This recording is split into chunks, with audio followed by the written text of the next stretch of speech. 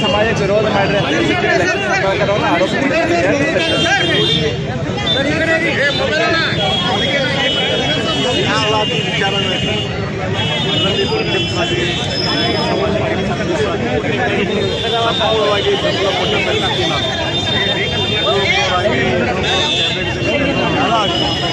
ಅವತ್ತು ಸಹಿತ ಸಂಪೂರ್ಣವಾಗಿ ಕೇಸನ್ನು ಕೊಡಬೇಕು ರಿಕಮೆಂಡೇಶನ್ ಮಾಡಿದ್ದೇವೆ ಅದನ್ನು ಸಪೋರ್ಟ್ ಮಾಡುವಂಥ ಮಾಡಿದ್ದೇವೆ. ಹೀಗಾಗಿ ಯಾವುದೇ ಸಂದರ್ಭದಲ್ಲಿ ವಿರೋಧ ಮಾಡುವಂಥ ಪ್ರಶ್ನೆ ಬಂದಿಲ್ಲ. ಅದೇ ಆಧಾರ ರಹಿತ ಸುಳ್ಳು ಆರೋಪ ಮಾಡ್ತಾರೆ. ಈ ರೀತಿ ಚುನಾವಣಾ ಸಂದರ್ಭದಲ್ಲಿ ಈ ರೀತಿ ಅಪಪ್ರಚಾರ ಮಾಡುವಂಥ ನಡೀತದೆ. ಹೀಗಾಗಿ ಅದಕ್ಕೇನು ಬೇಸಿಲ್ಲ ಅಂತ ಸರ್. ಒಂದು ಸಮುದಾಯನ ನಿಮ್ಮ ವಿರುದ್ಧ ಎತ್ತಿ ಕಟ್ಟುವ ಪ್ರಯತ್ನ ಇದೆ. ಅದಕ್ಕೆ ನಾನು ಈಗ ನೋಡಿ ಇವತ್ತು ನ್ಯಾಷನಲ್ ಇಶ್ಯೂ ಮೇಲೆ ಚುನಾವಣೆ ನಡೀತದೆ. ಇವತ್ತು ದೇಶದ ಪ್ರಧಾನಮಂತ್ರಿ ಯಾರಾಗಬೇಕು, ನರೇಂದ್ರ ಮೋದಿಯವರು ಮತ್ತೊಂದು ಬಾರಿ ಪ್ರಧಾನಮಂತ್ರಿ ಆಗಬೇಕಂತ ಹೇಳಿ ಆಸೆಗಳನ್ನು ಹೊತ್ಕೊಂಡು ಜನ ಇವತ್ತು ಇಲ್ಲಿ ಬರುವ ಮಹಿಳೆಯರು ನಾವೇ ವಾಲಂಟ್ರಿ ಸಲ ನೀವು ಆಸ್ಪತ್ರೆಗೆ ಮೋದಿಯವರು ಪ್ರಧಾನಮಂತ್ರಿ ಆಗಬೇಕು. ಇವತ್ತು ಮೋದಿಯವರನ್ನ ಪ್ರಧಾನಮಂತ್ರಿ ಮಾಡುವಂಥ ಚುನಾವಣೆ ಮತ್ತು ರಾಷ್ಟ್ರೀಯ ವಿಚಾರಗಳನ್ನು ಚರ್ಚೆ ಮಾಡಬೇಕು.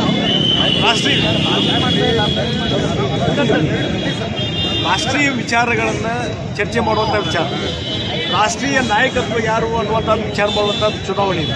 ಹೀಗಾಗಿ ಇಲ್ಲಿ ಅದರ ಬಗ್ಗೆ ಚರ್ಚೆ ಮಾಡಿದರೆ ಅದಕ್ಕೆ ಉತ್ತರ ಕೊಡ್ಬೋದು. ನಾವು ಯಾವುದೇ ಸಣ್ಣ ಪುಟ್ಟ ವಿಚಾರದ ಬಗ್ಗೆ ಮೋದಿಯವರು 10 ವರ್ಷದಲ್ಲಿ ಏನು ಮಾಡಕತ್ತಾರು, ಏನು ಮಾಡ್ಯಾರ, ಅವ್ರ ಹೆಸರು ಯಾಕೆ ಹೇಳಕತ್ತಾರೆ, ಡಿಬೇಟ್ ಮಾಡೋದು ಬೇಕಾರ. ಅದನ್ನು ಡಿಬೇಟ್ ಮಾಡೋದು ಅಲ್ಲಿ ಬಿಡಿ. ಈಗ ಅವ್ರು ಮೋದಿಯವರ ಸಾಧನೆ ಏನದ ನಾವೆಲ್ಲ ಪಾಂಪ್ಲೆಟ್ಸ್ ಕೊಡ್ತಾ ಇದ್ದೇವೆ ಸಾಧನೆ. ಮತ್ತು ಇಲ್ಲಿ ಸುರೇಶ್ ಅಂಗಡಿಯವರು ಇದ್ದಾಗ ಏನು ಸಾಧನೆ ಮಾಡಿದ್ರು, ನರೇಂದ್ರ ಮೋದಿಯವರು ಕ್ಯಾಬಿನೆಟ್ದಲ್ಲಿ ಇದ್ದರು, ಮಂಗಲ ಅಂಗಡಿಯವರು MP ಇದ್ದರು, ಇಲ್ಲಿ ಅಭಯ್ ಪಾಟೀಲ್ರು MLA ಇದ್ದರು, ನಮ್ಮ ಬೆನಕೆಯವರು ಈಗ MLA ಅನಿಲ್ ಮಲಿಕ್ ಇವರದಾರ ಅಭಯ್ ಪಾಟೀಲ್ರು, ಬೆನಕೆಯವರು ಹಿಂದೆ ಇದ್ದರು.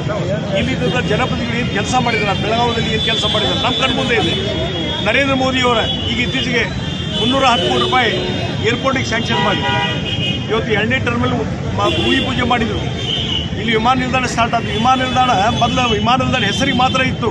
ಉಡಾನ್ ಅನ್ನುವಂಥ ಯೋಜನೆ ಬಂದಿದ್ದರಿಂದ ಇವತ್ತು ವಿಮಾನಗಳು ಹಾರಾಡ್ಲಿಕ್ಕೆ ಚಾಲೂ ಮಾಡಿದಾವೆ. ಮೊದಲೇನಿತ್ತು ಕಾಂಗ್ರೆಸ್ ಸರ್ಕಾರ ಇದ್ದಾಗ, UPA ಸರ್ಕಾರ ಇದ್ದಾಗ ವಿಮಾನ ನಿಲ್ದಾಣ ಹೆಸರಿಗೆ ಮಾತ್ರ ಇತ್ತು.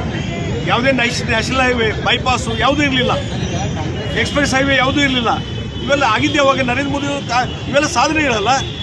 ಇಡೀ ಜಗತ್ತಿನಲ್ಲಿ ಇವತ್ತು ಆರ್ಥಿಕ ಅಭಿವೃದ್ಧಿಯಲ್ಲಿ ಇವತ್ತು 4ನೇ ಸ್ಥಾನಕ್ಕೆ ಬಂದಿದೆ.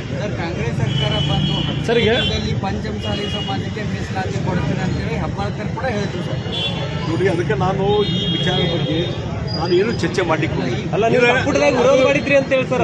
ಅವರು ಹೇಳಿದ್ರು ಸರ್ ಈ ರೀತಿ. ಅದರ ಬಗ್ಗೆ ನಾನು ಚರ್ಚೆ ಮಾಡಲಿಕ್ಕೆ ಹೋಗೋದು. ಇವತ್ತು ನ್ಯಾಷನಲ್ ಇಶ್ಯೂ ಮೇಲೆ ಚರ್ಚೆ ಆಗಬೇಕು. ಅದ್ರ ಬಗ್ಗೆ ಟಾರ್ಗೆಟ್ ಮಾಡಿ ಮಾತಾಡುವಂಥದ್ದು. ಜಗದೀಶ್ ಶೆಟ್ಟರ್ ಅವರಿಗೆ ವಿಳಾಸನೇ ಸರ್, ವಿಳಾಸನೇ ಇಲ್ಲ ಜಗದೀಶ್ ಶೆಟ್ಟರ್ ಅವರಿಗೆ.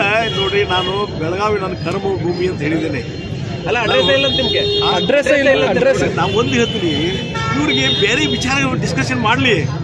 ಇದು ಬೆಳಗಿನ ಸಾಯಂಕಾಲ ಅದೇ ಡಿಸ್ಕಷನ್ ಮಾಡಿ ಜನ ಹೋಗ್ತಾ ಇಲ್ಲ. ಜನ ಎಲ್ಲ ಒಪ್ಕೊಂಡಿದ್ದಾರೆ. ಇವತ್ತು ನಿನ್ನೆ ನಾನು ಮೊನ್ನೆ ಸೌದತ್ತಿಗೆ ಹೋಗಿದ್ದೆ. ನಿನ್ನೆ ಗೋಕಾಕು ಮತ್ತು ಅರಬಾವಿಗೆ ಏನು ಜನ ಸ್ಪಂದನೆ ಮಾಡ್ತಾ ಇದ್ದಾರೆ.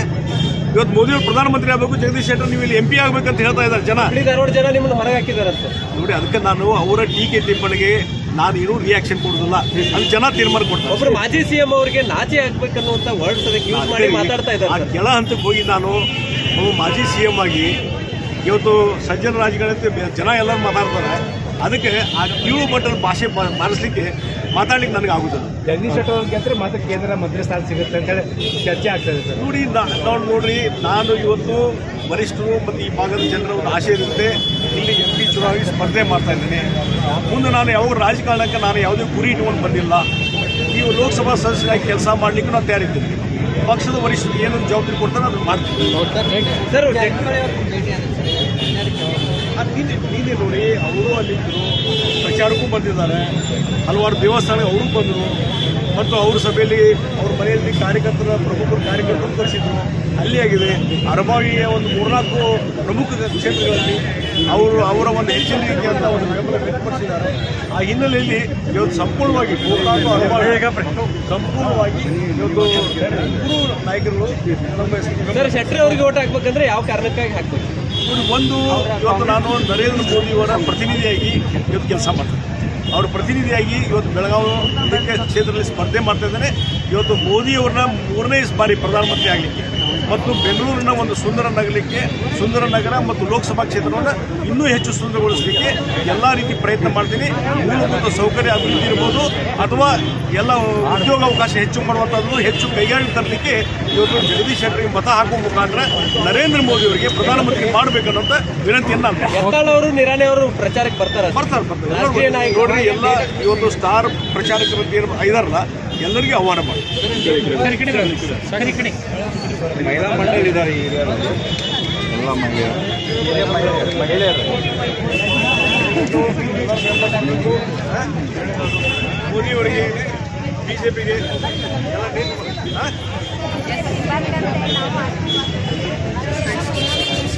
ಎಲ್ಲ ಮನೆಗೆ ಹೋಗ್ಬೇಕು, ಮೋದಿಯವರ ಸಾಲನ್ನು ತೊಗೊಂಡು ಹೋಗ್ಬೇಕು, ಎಲ್ಲ ಪಾಂಪ್ಲೆಟ್ ಕೊಟ್ಟಿದೆ ತೊಗೊಂಡು ಹೋಗಿ ಪ್ರಚಾರ ಮಾಡಿ ಎಲ್ಲ ಮಹಿಳೆಯರು ಹೆಚ್ಚಿನ ರೀತಿಯಲ್ಲಿ ವೋಟ್ ಹಾಕುವಂಗೆ ಮಾಡಬೇಕು. ಹೆಚ್ಚಿನ ರೀತಿ ವೋಟ್ ಹಾಕಬೇಕು. ಮಹಿಳೆಯರಿಗೆ ಮೀಸಲಾತಿ MLA MP ಚುನಾವಣೆ ಮೀಸಲಾತಿ ಕೊಟ್ಟುವಂಥ ಕೆಲಸ ಯಾರು ಮಾಡ್ಯಾರ ಅಂದರೆ ಮೋದಿಯವ್ರು ಮಾಡ್ಯಾರ. ಇಲ್ಲಿವರೆಗೆ ಬರೀ ಲೋಕಲ್ ಬಾಡೀಸ್ ಒಳಗಿತ್ತು, ನಗರಸಭೆ, ಪುರಸಭೆ, ಮಹಾನಗರಸಭೆ. ಆದರೆ ಯಾವ ಕಾಂಗ್ರೆಸ್ ಪಾರ್ಟಿಗೂ ಬರೀ ಮಾತು ಹೇಳ್ತಿದ್ರು. ಯಾವಾಗ ಅವರು ಲೋಕಸಭೆಯಲ್ಲಿ ಮತ್ತು MLA ಇದರಲ್ಲಿ ಮೀಸಲಾತಿ ಕೊಟ್ಟಿಲ್ಲ. ನರೇಂದ್ರ ಮೋದಿ 33% ಮೀಸಲಾತಿ ಕೊಟ್ಟಿದ್ದಾರೆ. ಅದಕ್ಕಾಗಿ ಮುಂದಿನ ಚುನಾವಣೆಯಲ್ಲಿ ಅದು ಇಂಪ್ಲಿಮೆಂಟ್ ಆಗ್ತದೆ. ಆವಾಗ ನೀವು ನಾಯಕತ್ವ ಬೆಳೆಸ್ಕೊಂಡು ನೀವು ನಿಮ್ಮಲ್ಲಿ ಎಷ್ಟೋ ಜನ MLA ಆಗ್ಬೋದು, ಎಷ್ಟೋ ಜನ MP ಆಗ್ಬೋದು. ಆ ಪ್ರಯತ್ನ ಆಗಲಿ.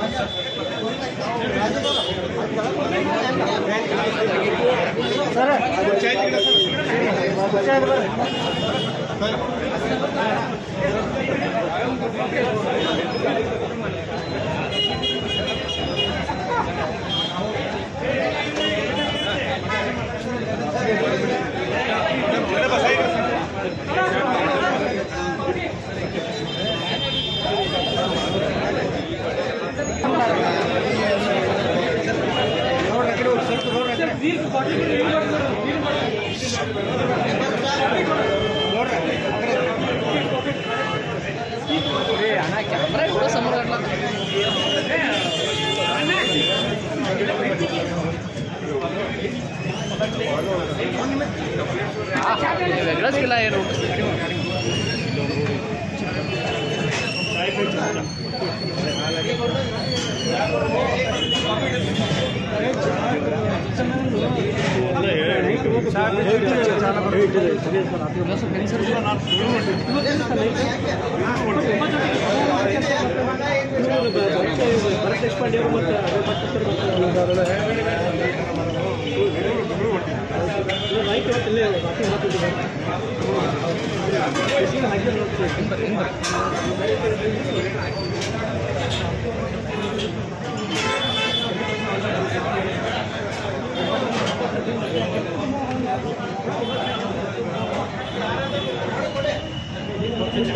ನನ್ನ ನೋಸ್ತೀನಿ ಏನು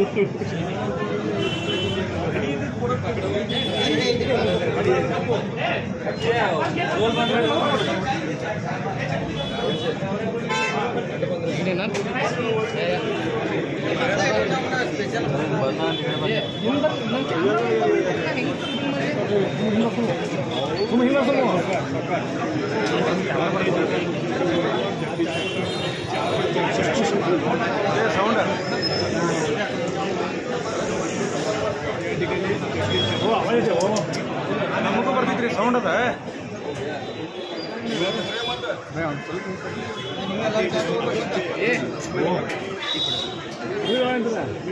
ರೆಕಾರ್ಡಿಂಗ್ ಹತ್ರ ಆಡಿಯೋ ಬೇಕು ಅಮೃತ್ಸರ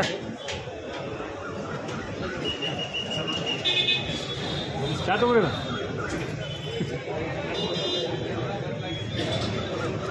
ಮುರುಗೇಂದ್ರ ಸರ್ ಚಾ ಕುಡಿಯೋಲ್ಲ तुम्ही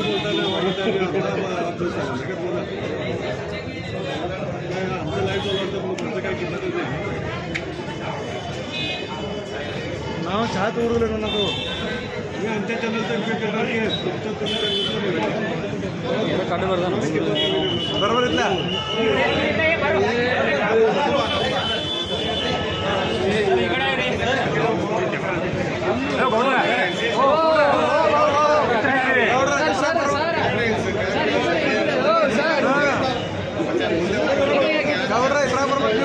इथला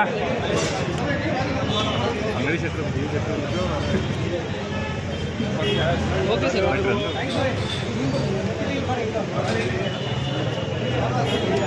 ಕಟ್ಟಿ ಕಟ್ಟಿ ಕಟ್ಟಿ ಬಿದ್ದರೆ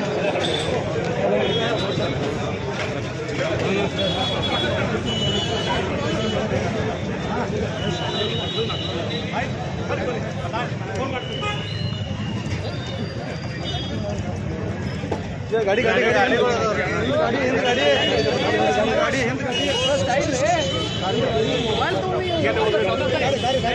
गाड़ी गाड़ी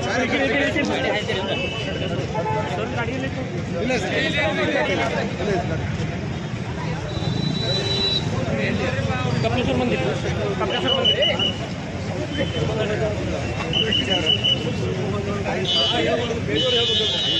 ಬರ್ರಿ ಹೋಗಿದ್ದ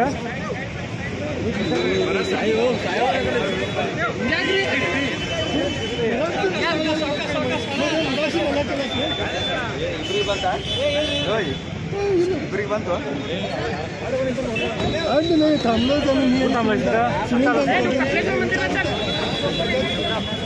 ಏನ ಹೊಡ್ಯಾನ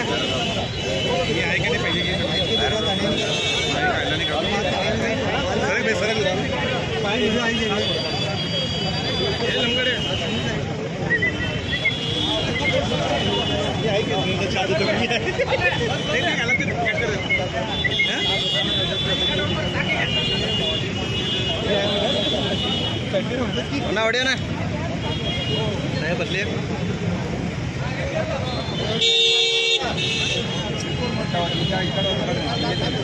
ಬರ್ಬೇಡ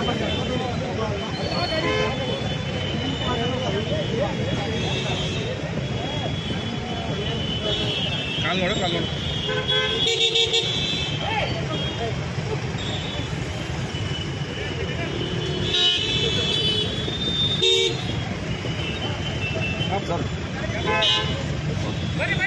बरीच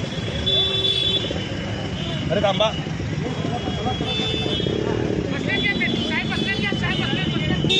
काय